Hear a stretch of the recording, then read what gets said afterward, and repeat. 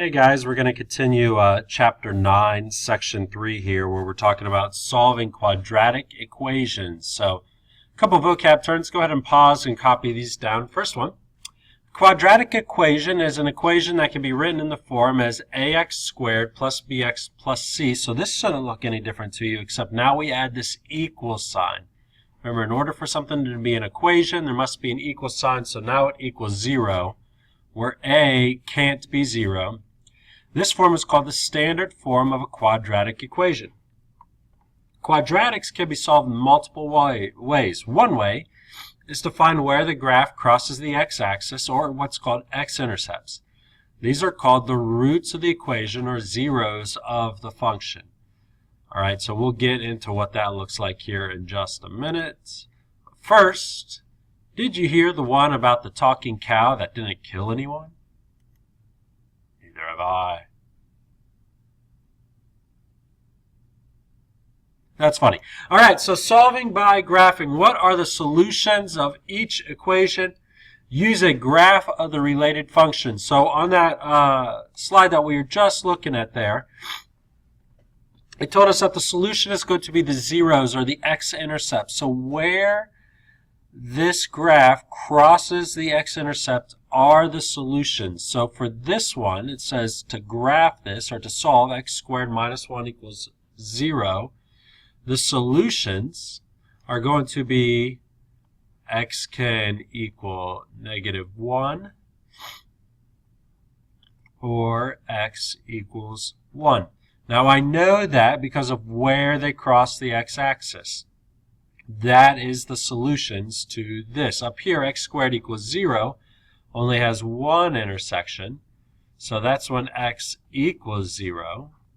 And then down here, because it never crosses the x-axis, right here we would say no real solutions. No, and then you must say that real part. We'll talk about imaginary numbers maybe if we get a little bit of time here at the end of the year. But there are no real solutions. That's how you write that one. So let's keep going. That's pretty straightforward. I mean, it's just where it crosses the x-axis. You guys really shouldn't have any issue with that whatsoever. So solving using square roots. How do you do this? Well, this is just what you already know about how to solve these things, where we're going to undo the equation. Hold on here, my thing's frozen. So if I'm looking at this and I'm thinking, all right, I want to get x isolated by itself, because you know that's how you solve equations, I start thinking, well, what do I have to do to unpack this thing right here? So this is where you're kind of doing the reverse of order of operations. So if I subtract 75, I need to add 75 to both sides. Again, you guys should be totally cool with this. And then if I'm multiplying by 3, to undo that, I need to divide by 3. And then here, and this is the inverse operation of squaring something, is going to be to find its square root. So I need to find the square root of both sides. The square root of x squared is just x. And then the square root of 25, now be careful here, there are two numbers that when multiplied together, two different kinds of numbers that when multiplied together equal 25. One of them is 5, and then the other one is -5. And you must include both. You could write it this way, or you could say x equals plus minus 5. Either one of these are fine with me. You just must remember that negative number. If you don't include the negative number, I will have to mark it incorrect. So make sure that you are answering the question in its entirety. You could check this. Remember, that's the cool thing about algebra is I could go back up here and substitute both of these numbers in, and both of them will work. So there's a solution. That's called using square roots. Here's a few for you to try. Go ahead and pause. The answers will be up in 3, 2, 1. All right, here are the solutions that I got. I do want to point something out on this middle one. No real solutions, because you cannot find the square root of a negative number. There are no two numbers that when multiplied together the same number when multiplied by itself equals a negative number. So that is no real solutions. Be careful for those because they'll sneak up on you, and I don't want that to happen. All right, so here we have a word prop. It says an aquarium is designing a new exhibit to showcase tropical fish. The exhibit will include a tank that is a rectangular prism with a length L that is twice the width W. All right, so I'm going to make a little note of that. The length is twice the width. The volume of the tank is 420 feet cubed. What is the width of the tank to the nearest tenth of a foot? So I'm looking for the width. Let's start out with our formula here. So volume for a prism is length times width times height for a rectangular prism. Well, I know some of these values. So if I go back in and I substitute in, I know that the length is 2W. I know the width is just W. And then the height is given to me right here in this little diagram where the height is 3.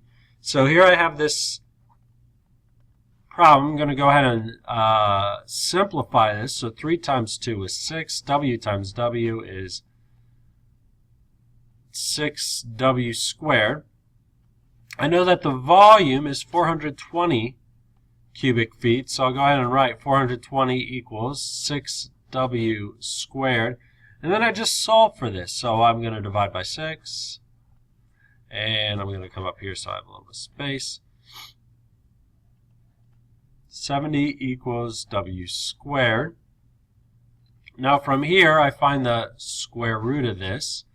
And what I end up getting here is this big ugly decimal where it's 8 point, I don't know, I'll just round up here, 8.37. And we'll stay with that. 8.37 equals W. Now here's the thing that you're going to run into. I want you to think about this answer because this says that there are two solutions. W could be either positive 8.37 or negative 8.37 to make this down here true. But what's the problem with that as it relates to this word problem? The problem is you cannot have a negative width. Okay, so when it's a word problem like this, if it's a thing where it cannot be a negative, then you're only going to have the positive. So I'd say the width is equal to 8 and 3,700 feet, approximately. Okay, so to the nearest tenth of a foot, let's go ahead and answer it the way it wants. So 8 and 4/10 feet. Ta-da! All right, so just be careful on that. I won't mark wrong, but I want you to just use common sense that, hey, I can't have a negative width, so it only wants the positive answer in that particular situation. So I believe that's it for today. Yes, it is. Short notes section. That's great. Make sure you've taken good notes. I'll see you all in class.